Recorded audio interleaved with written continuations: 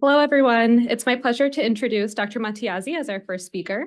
She is an associate professor of medicine at the University of Miami and Miller School of Medicine. She is a transplant nephrologist at the Miami Transplant Institute, where she is the director of therapeutic plasma exchange for solid organ transplant, director of highly sensitized kidney and pancreas transplant program, and the interim medical director of the kidney transplant program. She received her medical degree from the University of Buenos Aires and has been in practice for medicine for more than 30 years. She has over 100 abstracts, publications, and book chapters, and is a member of the American Society of Nephrology, American Society of Transplantation, Argentinian Transplant Society, and the International Transplant Society. Please welcome Dr. Mattiazzi. Thank you for a kind introduction. Thank you for having me today. It's my pleasure to talk about kidney transplantation in highly sensitized recipients. Okay.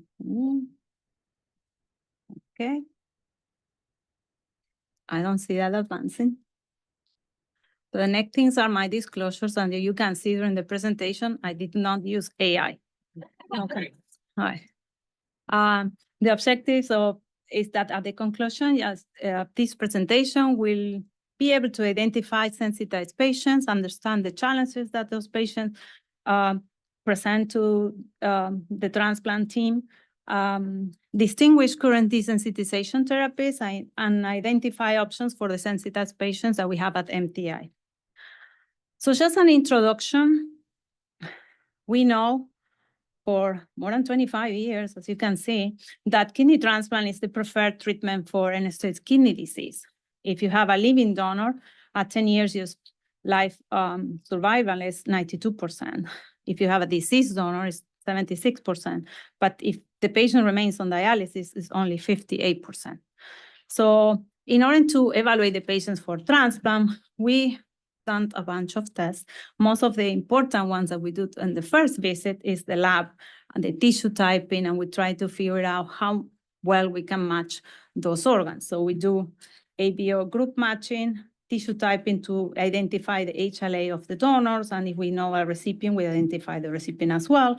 And we also do pre-transplant tests to evaluate how sensitized these patients are to the general population. This is just a slide to show that for a while we were using just cell-based assays, and nowadays we use also solid phase assays.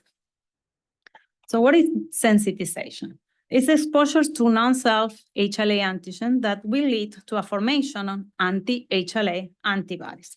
This occurs basically via three types of exposures. Blood transfusions. We know people get blood transfusions all the time, but not everyone gets antibodies against the general population. So we know that approximately 50% of the recipients of multiple blood transfusions, more than 3, will develop antibodies. But nowadays, we also know that if we use specific filters or try to avoid blood transfusion at all, we will lower the possibility of those patients to get sensitized. What's the other type of exposure? Pregnancy. More than 30 to 50% of the patients that have more than 3 pregnancies will develop antibodies. All of the pregnancy patients will develop antibodies, but not all of them will persist with time. And the key number is 3. More than 3 pregnancies will sensitize women, okay? And in red here and check mark red, it's solid organ transplant. Why? Because this is the high risk factor for exposure. Having a transplant in the past will sensitize the patient for the future finding of another transplant. And why is this important? Because we know that when the candidates are on the waiting list, 15 to 25 of them will have some level of antibodies. But we are here today to talk about the highly sensitized patient, but by definition are the ones that have more than 80% of antibodies against the general population. And that usually takes 5 to 15% of the UNOS transplant list. So when we say antibodies, what we look at, a panel reactive antibody. Well, we actually do a panel. We have 100 potential donors for the general population. We put the samples of the potential recipient, and we see which cells survive that panel. If the cells not survive, it's because they have pre-formed antibodies like active complements and will lead to the cell death. So basically, it gives us an idea of high immunological risk or how sensitized are those patients. There is a probability to calculate the panel reactive antibody in order to accept a match. So if we do 1 minus the antibodies of the patient elevated by N, which is the number of potential donors, we can tell a patient how long they have to wait for an offer. And if you can see, and this is not new, we know this for many years already, if a candidate have 10% of antibodies against the population, they have to have only 2 match runs to find a donor. But if a patient is 100%, real 100% with 99.999 antibody level, they have to wait for 300,000 match runs. So what does it mean? Well, if we do a transplant on a patient that have those levels of antibodies, the cross match is gonna be positive. They're gonna have immediately graft thrombosis. And of course, that becomes a contraindication for transplant. And why is this important? Because of course, if you have antibodies, you're gonna give the patients hope to get transplant, but they need to know for how long they have to wait. Most of the time, they wait 3 to 4 times more than the regular population that has no antibody levels. And so what is important for the highly sensitized patients, that we need to find a candidate that they have antibodies maybe to the lower side and not avoid completely all the antibodies, because in the case of 100% antibodies, we will never gonna find a match otherwise, okay? Why this is important, remember that I said the kidney is gonna thrombose. What happened in vitro, which is the cross-match testing, it will tell you there is a presence of antibodies on that sample. The dye that the cell takes will show up a positive test, or if it's a CDC cross-match, it will show that the cell died. But in vivo, there is a parallelism that we need to know. The presence of antibodies will activate the complement, the inflammation, and that results in graft thrombosis, okay? That's why if we have a positive T-cell cross-match, is a contraindication for transplant, because they have preformed antibodies that will lead to hyperacute rejection. So this is to show you that nowadays, this is from last week, we have in the UNOS waiting list and at the United States, 9.6% of the whole list with more than 80% antibody levels.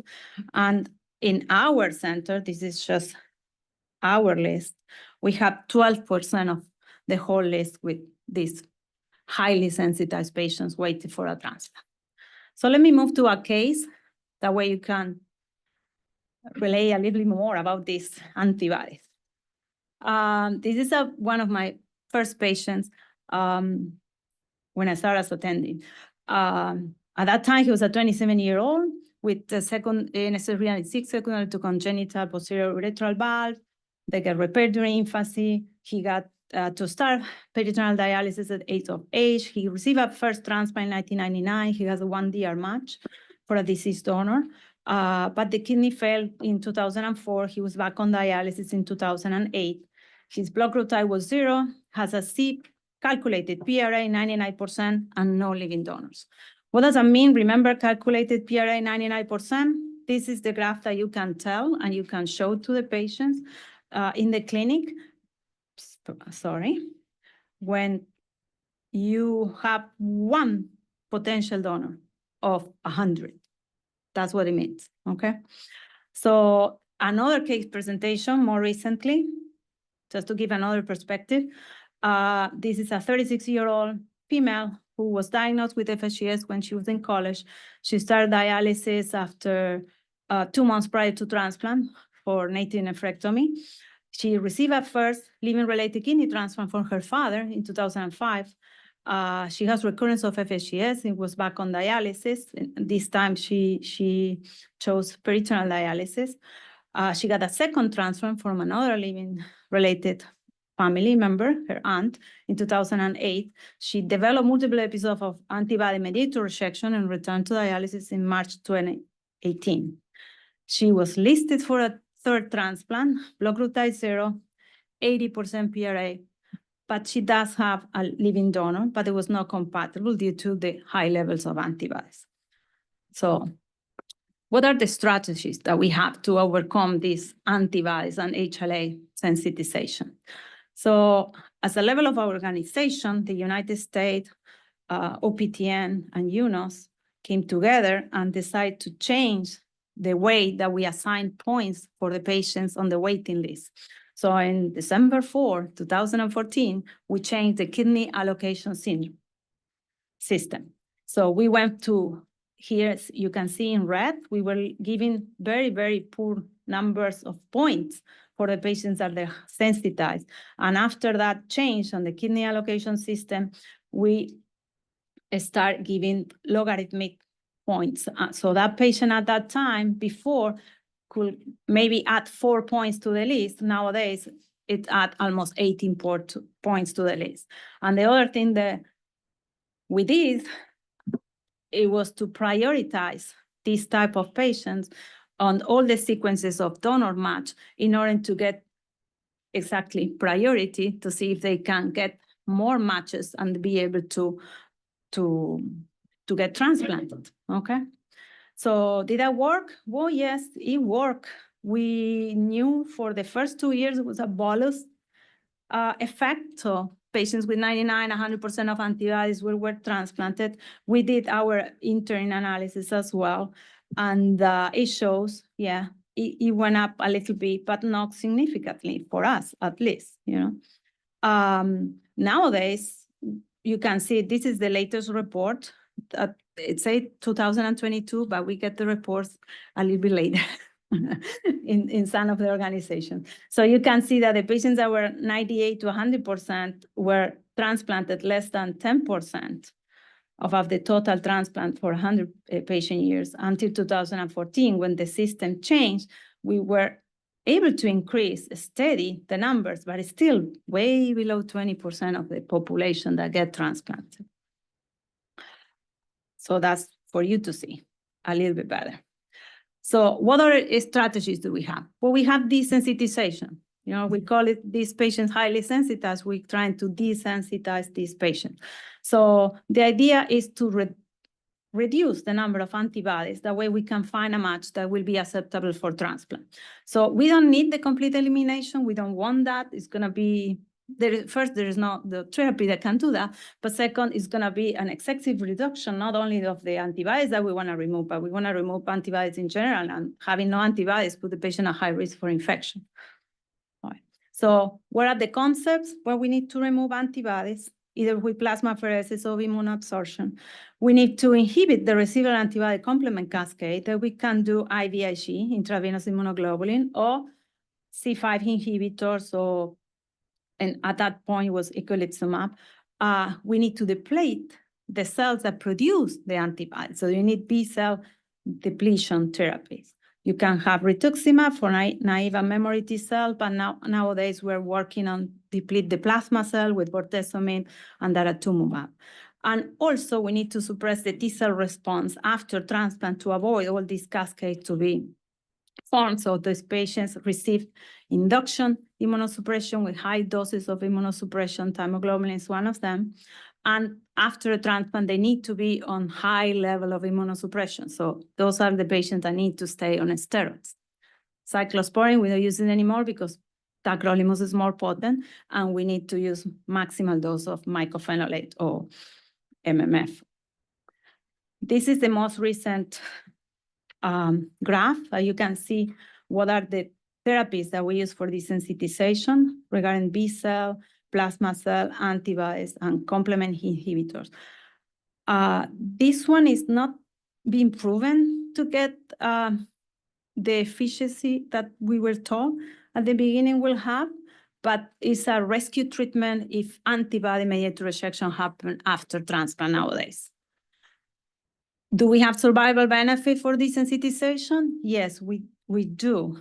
This is an old study by Dr. Montgomery, who gave grants here no long time ago, and to show that the survival of the patients are 42 months if you compare dialysis versus waiting or get dialysis versus doing desensitization and get the transplant. So there is a survival benefit, you know. And we were able to reproduce desensitization treatments in many different institutions. The caveat is like if normally we have less than 10% of antibodies mediated rejection or rejection in total, sorry, and of those 50% antibody mediated rejection, these patients that have a high immunological risk, they can have up to 50% of early antibody mediated rejection.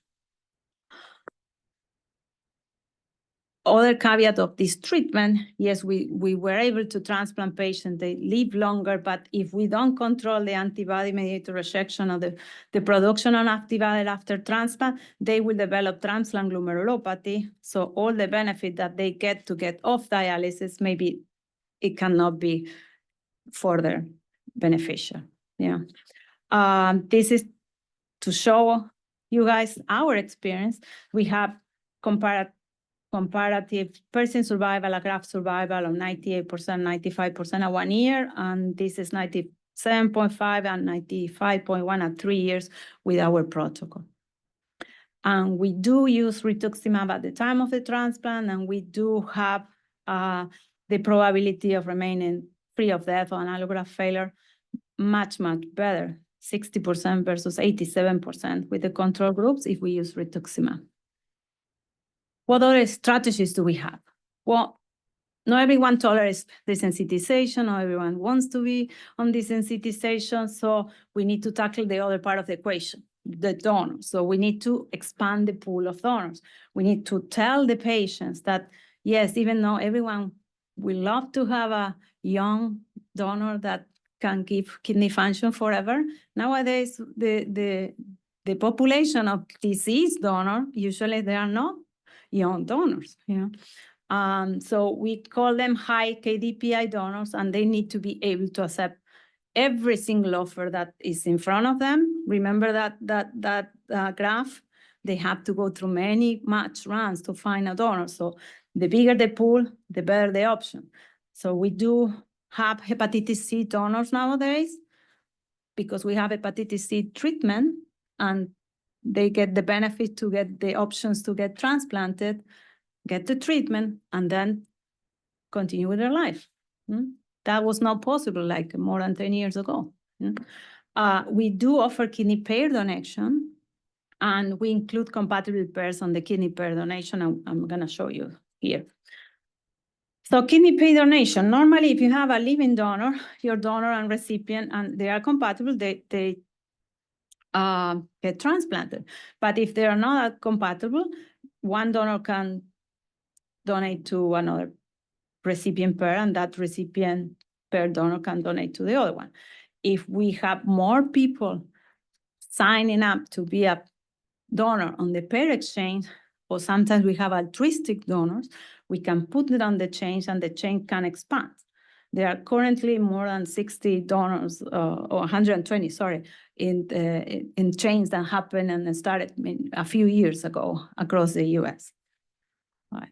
So what are the proposals from the community of transplant? Nephrology, surgeons, immunologists. So if the patient have more than 99% PRA, they need to be on desensitization. If the patient have 98% PRA and they have an HLA incompatible donor and they could not get a transplant on the pair exchange waiting for a year, they need to undergo desensitization. The other option is candidates with more than 90% PRA with more than 5 years of waiting time. But this is happening at the level of the whole country. Those waiting times are not the same waiting times that we have here. Okay, so what our strategies are. So if we have a patient that is evaluated for transplant, that have a living donor, and of course there is not desensitization, cross-match negative, they go to transplant right away. If they have cross-match positive with the donor or potentially DSAs against the donor that even that the cross-match is negative, we know that they will develop antibody later on. We put them on the per exchange program. Some patients are in between. They have antibodies, but not that bad, and the negative cross-match. So we do, based on the level of antibodies, desensitization accoupling with the per exchange. If the patient have no living donor and they have to go on the disease donor list, we look at the antibody levels and we start desensitization, usually 6 months before they go to the top of the list for the waiting time that is expected for the group type. Let's say you have a patient with group type 0, the waiting time here is around 3 years for a standard kidney. It could be less if you check the options for the other donors. But let's say at 2.5 years, we will start desensitization, trying to give them the option first for the new kidney allocation system to be called before, because you don't want to lower antibodies. That way they go down on the list, So they have to wait a certain period of time. Then we start desensitization when they're approached to basically to be called, okay?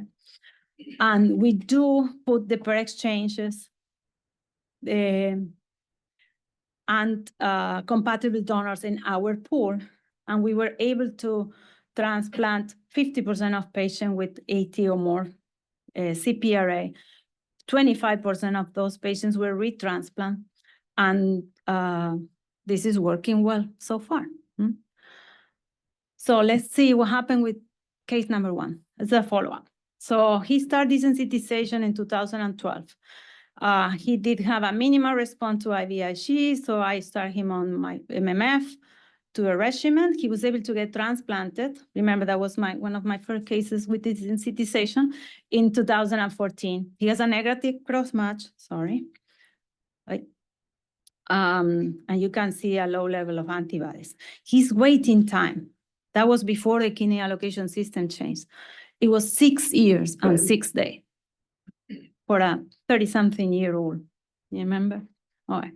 So he received induction after per protocol. We categorized the risk in level, and he received rituximab, steroids, IVIG post-transplant, and maintenance, as I say, with 3 immunosuppression. And because he has DSA at the time of the transplant, we maintained him with IVIG. In spite of that, he developed de novo antibodies against the donor.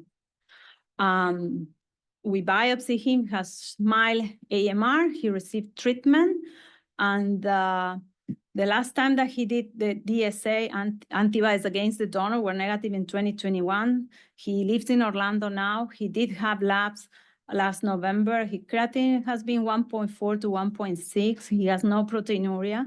Remember, we say transplant glomerulopathy. It could be one of the expected outcomes of these highly sensitized patients that go through transplant, and the hallmark of transplant glomerulopathy is proteinuria. So we look for proteinuria. Prograf level has been stable for his age of transplant, and we did have a cell-free DNA test that basically tests in the blood if the DNA of the donor is present. Because he lives in Orlando, he cannot come here to do the other test. So we do this surrogate test to follow him up. So what happened with case number 2? She also received desensitization. She was still on immunosuppression, waiting for another transplant. Remember, the living donor was not compatible, but she was able to participate on per exchange. And on Christmas Day 2018, she got her 3rd transplant. She required plasma exchange, not only for the antibodies, but only because she was a high risk for recurrence of FSGS. Her waiting time was less than a year. And she received induction immunosuppression, the same as the other patient. She continued to have negative DSA. She did labs Christmas Day, 6 years after, just to celebrate. Creatinine is 1.2, negative proteinuria, and of course, she remains on immunosuppression triple therapy. So what are the conclusions of this talk? As the transplant wait list continues to grow, the highly sensitized patients present multiple challenges, including facing longer waiting time and high risk for rejection. The development of this sensitization protocol have been a significant advance in the field of kidney transplantation. They offer survival benefits in comparison to remaining on dialysis. And we need a stepwise approach, including living donor paid donation. And there could be many strategies right nowadays to safely have a patient transplanted and to prevent antibody-mediated rejection. We also, just a side note, are trying to see if we can expand this sensitization with other modalities of treatment, and we start testing if they see they can be a candidate for xenotransplant, but that's the whole other lecture. So what I take point. We need to start early strategies to correct anemia on all the CKD patients. You guys can do this. You know, anemia is one of the hallmarks of end-stage renal disease, but you don't have to wait to be end-stage renal disease to get a transfusion to start dialysis. This patient can be treated way before that. And the longer that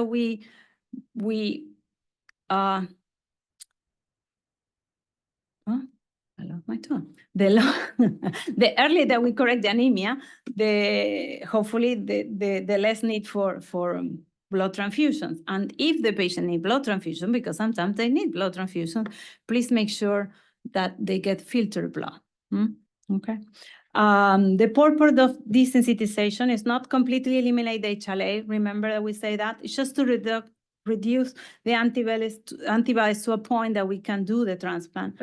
And for the highly sensitized patients, we need to expand the donor pool. We need to tell the patients and make them comprehend that nowadays there is no ideal deceased donor, that the benefit that they will get for a better match is always with a living donor, because they can be part of the per exchange as well.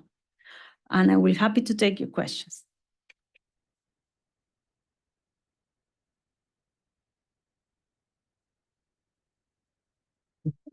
Thank you, Dr. Mattiazzi. That was a very clear presentation, very interesting. One thing that doesn't seem, you said about transfusions and how we can avoid that and prevent some of the highly sensitized patients, but what intrigued me was the pregnancy issue, and that isn't something that you can correct after the fact, right?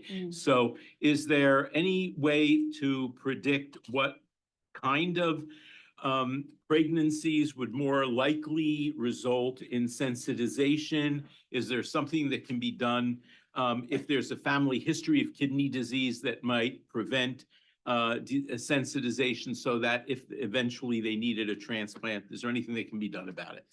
No, not really about pregnancy. We know that more than 3 pregnancies, if they have different partners, also it's a high risk. But beside that, there's nothing else I can do for pregnancy. There's a question on the chat.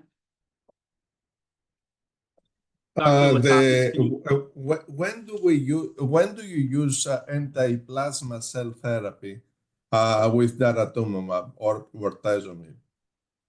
When we are starting soon, because we first put the patients on IVIG. If they don't respond, we're gonna do daratumumab. That was my Siri. Yeah. So we're gonna start soon. Thank you. Okay, one last question. No, doesn't make any difference. No, there are studies that prove that. Yeah. Thank you very much, Dr. Mattiazzi. Thank you, everyone.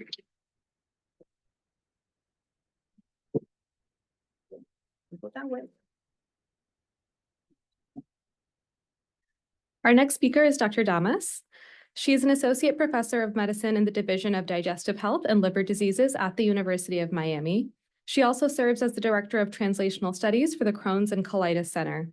Dr. Damas earned her medical degree from the University of Miami and completed her training in internal medicine and gastroenterology at the University of Miami and Jackson Memorial Hospital. Her clinical practice and research focus on the care of patients with inflammatory bowel disease. She has conducted extensive research on environmental factors and the epidemiology of IBD. Her contributions to the field have earned her accolades, including the DREAM Award in recognition of her work with the Hispanic IBD community. Please welcome Dr. Damas. Thank you. Thank you so much. I'm so happy to be here today. Do I just continue on the current slideshow? I realized that I just moved. IT?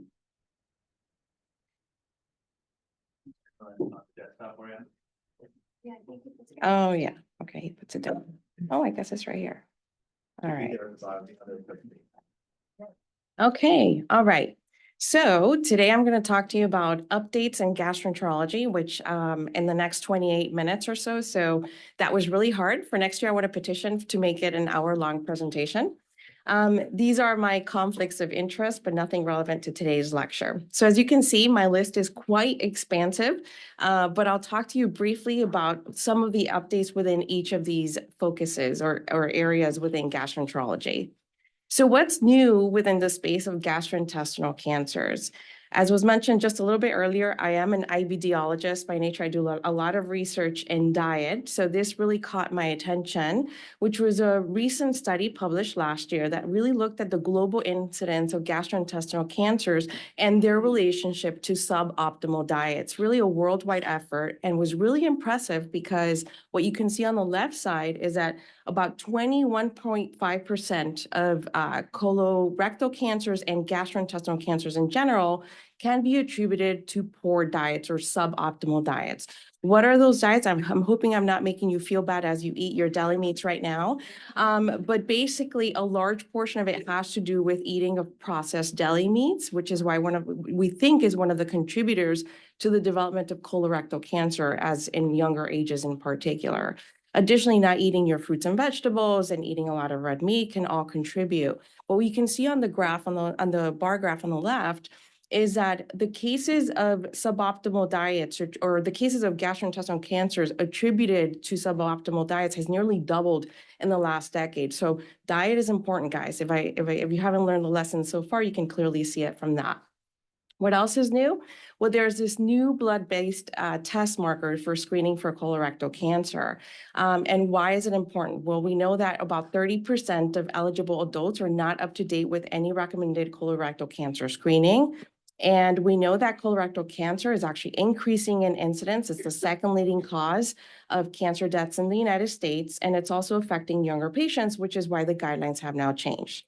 So in lieu of that, you may have already seen, and maybe your relatives already contacted you about this fancy new cell-free DNA blood-based test as a way to screen for colorectal cancer.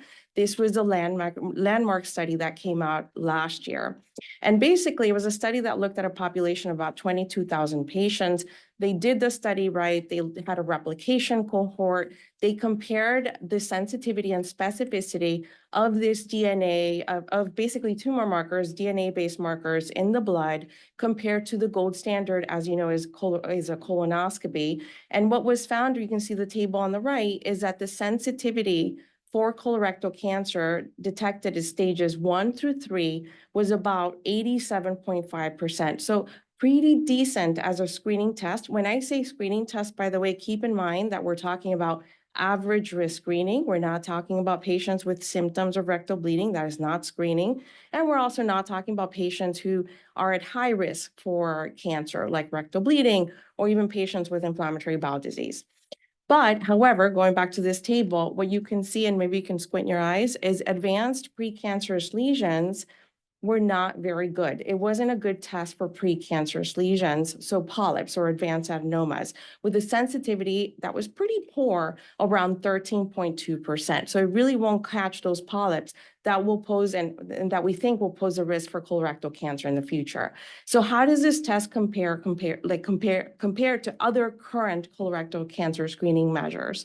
Well, you can see with the bar graph on the left and the right, the left in blue is colorectal cancer, so stages 1 through 3. And then the bar graph on the right is to advanced colon neoplasia. So how can it detect polyps? The highest one is colonoscopy. So by and large, the blood-based test, which is the middle one, really really doesn't do as well as colonoscopy. And remember that colonoscopy is therapeutic, right? So you're screening for these things. Inevitably, patients need to have a colonoscopy if these tests come out to be positive.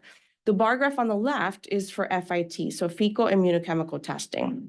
So we'll talk very briefly about that. And basically, the stool-based testing, we have fecal immunochemical testing, which is antibodies to hemoglobin But we also have the multi-target stool DNA test, which is a Cologuard that you may have heard about.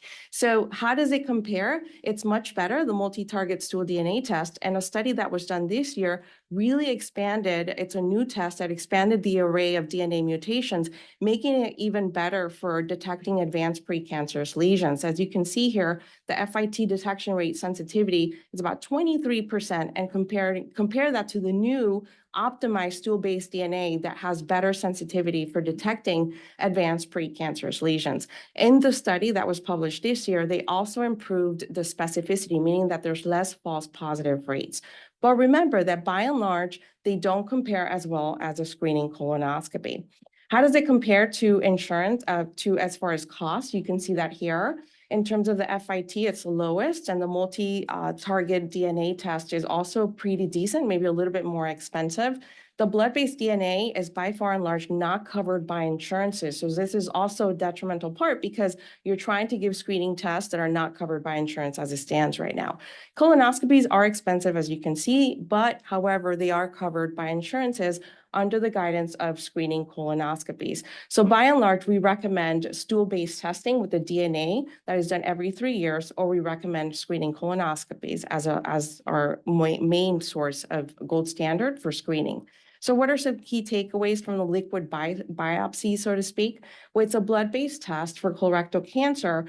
It does meet the criteria for sensitivity and specificity to be used as a screening measure, but it's better than no screening. As I mentioned to you earlier, 40% of the population goes unscreened. But when it comes to comparing it to colonoscopy, it does not outperform colonoscopy. So when you are talking to your patients, make sure that you're walking them through this. Remember that the sensitivity for advanced precancerous lesions is not high. So yes, it's better than no screening at all, but it's expensive. And we also have to think about the stool-based DNA tests, which are also a very good option every 3 years, just like blood-based, the DNA blood-based test, and it's covered by insurance. Okay, shifting gears a bit, what's new in IBD? As you can tell, I get happy because IBD is my happy space. So this is a nice diagram that really highlights how much we've advanced within the space of IBD and really understanding from a mechanistic standpoint, what are the culprits associated with the development of inflammatory bowel disease. So we have divided them into different stages. We are increasingly understanding that the environment plays a bigger role than genetics does. Don't kill me, the geneticists in the room, because we really have a greater understanding of what are the culprits that are developing this. And this was a study that we published this past year with an internal medicine resident that is now a GI fellow at Emory. And we basically looked at the relationship, or what's more important in terms of predicting age of diagnosis in a very large cohort of inflammatory bowel disease patients. As you can see, that map was very diverse. So we're very proud of the amount of patients that we captured from different countries.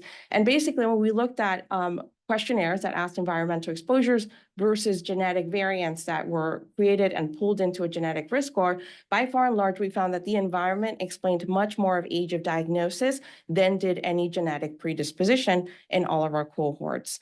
What else do we know about IBD and its relationship to risk factors? Well, we're understanding more and more that diet plays a role, but not only diet when you eat, in your 30s and in your 20s, but really that early life exposures, even diet before the age of 1, can really predetermine your risk for development of diseases later, including for inflammatory bowel disease. And this was demonstrated in this cohort. It was a Scandinavian cohort that really, they leverage all the data that they can get from their database, from their electronic databases, et cetera. And basically what was found is that if you had a diet higher in fruits and vegetables and higher in fish at an early life before age 1, you were more likely, or I should say less likely, to develop IBD than if you had sugary drinks as a child. So a lot to think about in terms of what we're feeding our kids. We also published a study this past year, which I really think is important to highlight because we looked at One Florida database, and this was in collaboration with physician or GI doctors at University of Florida. And when we looked at the IBD population of inflammatory or IBD population in South Florida and in Florida in general, we found that actually Hispanic patients were doing pretty good. Now, this is different than what's described in California for Hispanic patients with inflammatory bowel disease. But the reason I'm highlighting this here is because what we found is that when it comes to Black patients in Florida, they actually have worse outcomes than any other subgroup. We found that they had a higher rate of steroid use. They're the highest ones, bar graph on the left. And they also have the lowest prescription of biologics when compared to any other subgroup. We also found that Black patients had more ED visits, more inpatient admissions, and more use of steroids. So why am I telling you this here? Because you guys are the front line. And what we think is contributing to this disparity is really under detection of inflammatory bowel disease in Black patients in our community, which leads to a really high inflammatory burden by the time they present and worse IBD outcomes for them. So when you have your iron deficiency anemia, your chronic diarrhea, IBD is really across the board and increasing in all sorts of minorities, also in Black patients. So keep an eye out for those patients. Now, current strategies for IBD are in a multitude of different mechanisms. Now, we really have been very lucky. I have to give, some shout out to the geneticists, because that really has been the contribution that we can see from what we understand about the genetic landscape of inflammatory bowel disease. But you can see all sorts of different classes now available, and the ones in red were the ones that were approved. What's important to highlight here is that we have different mechanisms of action, and we are able to treat patients according to these medications in a very effective way that also has a lot lower side effect profile. And at the end of the day, what's worse is really steroids for them. This is a new mechanism of action, hopefully soon to come to the market. So far, this is a phase 2 study that was released. And basically what it showed, you don't have to look at the bar graph or anything, but that red bold is what is really the take-home point from this new mechanism of action. It basically shows that it was able to have some anti-fibrotic properties. So if you've treated any IBD patient for a long period of time, patients with Crohn's disease, you'll realize that we have a lot of issues with scarring and with fibrosis. And what this new mechanism of action really offers is the opportunity to drive fibrosis down. So we're hoping it'll be approved soon. It's still in the phase 2 studies, now being evaluated in phase 3. But we hope there is more to come on that.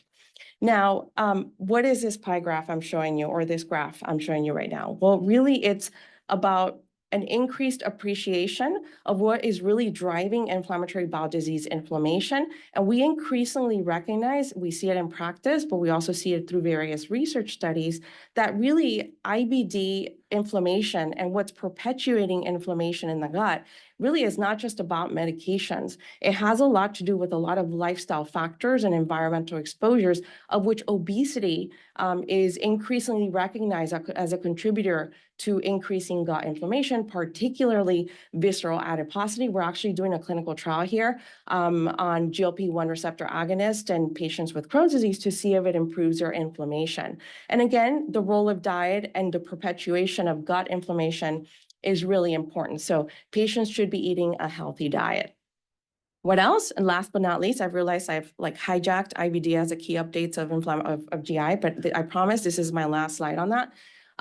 So basically, this is a new point of care measure to track inflammation in the office. Why is it cool? Because patients may not need so many MRIs. They may need less fecal calprotectins in the future. Studies over and over show that using intestinal ultrasound may be a way to track inflammation in office and make evidence-based decisions or in-office decisions at the moment. So we're starting to do that at our center as well.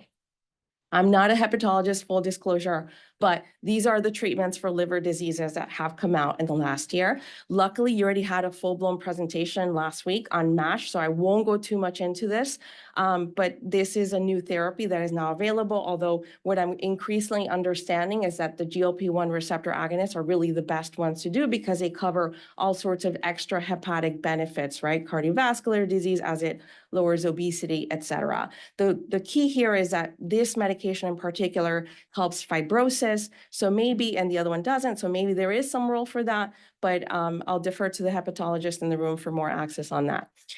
There's also this new medications for primary biliary cholangitis, which is PBC. Now these are mechanisms of action, which are PPAR within the PPAR class or agonists. And now you have 2 oral pills that patients can take if they have failed ursodeoxycholic acid. So they're new second-line therapies. These are the pivotal trials that led to the approval for this medication in particular. You can see the graph on D led to a decrease in alkaline phosphatase all the way up to week 52 when compared to placebo. And the graph in C looked at improvement of pruritus, which is obviously a symptom that patients can get. And when they're getting second-line therapies like obeticholic acid, I think, basically they can have an increase in pruritus. So the fact that this medication did not increase pruritus is definitely a benefit. And this is the other medication, all within the same mechanism of action that also was approved for PBC. So good things coming for our patients. And when you look at the bar graphs on the right, you can see that when it comes to serious adverse events, there was no difference between the medication and placebo. All right, shifting gears now. So what about acid reflux? Okay, so PCABs are like the thing, right? So these are the potassium channel acid blockers. As you may know, they act in the same pump that PPIs do, right? That hydrogen potassium exchange pump. But the key with the PCABs, and they've been approved now, right? This is not a latest from 2024, but just briefly, the PCABs really act on the channel, and they act on whether it's activated or not activated by acid. And so that is really the key, because what that means is that you don't need to tell your patients to have it right before they eat so that the pumps can be activated in the setting of PPI. So it leads to more effective acid blockade for a longer period of time. And so that's really the key for them. But what's new in the last year? Well, we know that, for example, they're very good for mucosal healing. And I say mucosal healing in the space of IBD, but we can also apply it in, for example, really bad erosive esophagitis. So this was a review that was published, a systematic review and network meta-analysis looking at the failure rate of erosive esophagitis and comparing a PCAB to a PPI. And by and large, we can see on the initial on the table and the initial failure to achieve mucosal healing is that PCABs had a lower failure rate when compared to PPIs. So really changing the game here when it comes to acid blockade for our patients. So the recent guidelines now have an indication for PCABs and what setting is it optimal in. So in H. pylori treatment, what we're learning about what really helps with H. pylori eradication really has to do with appropriately creating an acid blockade in the stomach so that H. pylori bacteria can increase, and then it allows the antibiotics to work better. So it's not surprising that because PCABs are more effective, they're also recommended as treatment for H. pylori. Due to cost, good luck getting this accepted by your insurance for your patients. Due to cost, it's not recommended as first-line therapy for peptic ulcer disease, for non-erosive like reflux, gastroesophageal reflux, or for milder forms of esophagitis that we call by Ellie grade A or B. So when do you consider, go to point 3. So when do you consider treatment and FDA approvals for PCABs? It's during H. pylori treatment, as I've mentioned, or when patients have ongoing GERD symptoms on double dose PPI therapy. However, I do have to say that at that point, patients should have an evaluation with endoscopy to see what's going on. But if it's truly GERD related, this is where you can transfer to a PCAB. And then really bad erosive esophagitis, grade C and D. So those are really the indications. Something that was interesting to me, and I put it in here, was that for potential use, maybe there's a role for PCABs in terms of those bleeding ulcers and high-risk stigmata of bleeding, because they're just highly effective acid blockers. And if costs go down, we may be able to use them in the inpatient setting. Okay, so my throat is already dry from like giving you all of these things, but I'll talk about updates on guidelines in terms of H. pylori treatment, and very important, right? Run of the mill for primary care. So the guidelines recently changed. They were published last year. These are indications for H. pylori treatment. The only ones that really caught my attention, which I thought were interesting because patients ask us this all the time, is that now there's an expanded role for also checking H. pylori in household members of individuals who test positive for H. pylori. Additionally, patients who are on long-term NSAIDs or who are on chronic low-dose aspirin use are also recommended to check for H. pylori. And then don't forget about migrants and immigrants from different populations, particularly if they come from countries of high endemic regions where there's a lot of H. pylori, are also recommended, which was not necessarily a new thing, but it's now highlighted in these new updated guidelines. And that includes everything else that we already checked for, right? When there's like an ulcer, et cetera, et cetera. Okay, so what about treatment for H. pylori? So these are guidelines based on antibiotic resistance rates in North America. I should mention that H. pylori is very prevalent in the United States. Some of you may not necessarily think that because we're a developed country, et cetera, but actually 30 to 40%, it's reported based on prevalence data that there's about 30 to 40% of patients in the United States that don't know they have H. pylori, which is a pretty high number in my opinion. So going back to H. pylori treatments, what you can see here is that they've nicely divided into treatment naive, treatment experienced, so salvage therapy, and penicillin allergy. So what's out? Clarithromycin. There's just too much antibiotic resistance to it, too much H. pylori resistance to clarithromycin. But we do see that optimized bismuth quadruple therapy. So that really is your standard dose or double dose PPI, your tetracycline, metronidazole, and bismuth combo therapy for a total of 14 days are really the optimal treatment and the recommended treatment across the board, as you can see here. However, there's also good efficacy with rifabutin in combination with amoxicillin. And then because of the PCABs, there's also now dual packs that include vonoprazan with high-dose amoxicillin in addition to triple therapy with vonoprazan. So it is an opportunity. It is a simpler regimen because it's 2 medications as opposed to the 4, but it's hard to get it covered through insurance. What else? Don't forget to check for eradication. So very important to check for eradication in H. pylori. At least 4 weeks after finishing treatment, and patients need to be off of PPIs or PCABs for at least 2 weeks. These are the different ways that you can do it. Ideally, it would be a non-invasive way, so like a urea breath test or a fecal antigen test. Do not use serologies. What else is important? Remember that resolution of symptoms related to H. pylori, like dyspepsia, does not mean or is not a surrogate for checking for eradication. So just because your patient feels better doesn't mean that with absolute certainty, your patient does not have H. pylori infection. Okay, and then the last bit that I have to say for today, this one caught my attention because it's just such a common problem in the inpatient setting. These are patients who have angiodysplasias or AVM-related bleeding, tons of patients in the ICUs, in the cardiac ICUs, also patients with end-stage renal disease have this problem. And so in this study that was published this past year, they looked and compared standard care, which included PPI therapy, versus octreotide infusion or drips in the inpatients, and looked at the primary outcome of a difference in transfusions between both groups. And by and large, they found that octreotide was superior to standard of care in these patients. So very interesting to add for our patients in the inpatient setting. So some key takeaways. I hope I've made it clear that diet is important for cancer and for inflammation.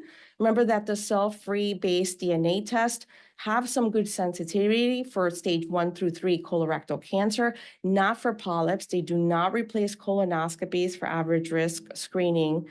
If you're going to offer a non-invasive measure, my practice is to suggest something that's covered by insurance, like the multi-target stool DNA test.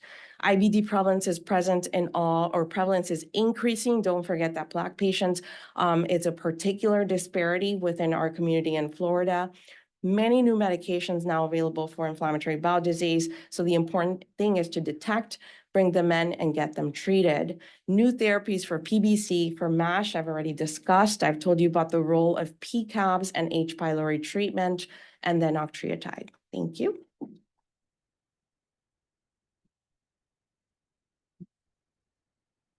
Thank you, Dr. Damas. That was excellent. And I think if you had more than 30 minutes, I don't think I could have had more than 5 minutes on H. pylori anyway. So that was good.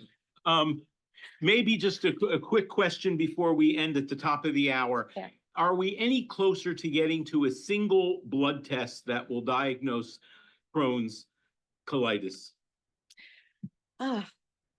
We all want it, but we don't have it. As right now it stands, it's a combination of different things, mostly clinical, but we are finding that serologic markers and some changes in the barrier wall can start to change even up to 10 years before the diagnosis. So I think there's a space for prevention in the future, but there's not this one single biomarker that we can use.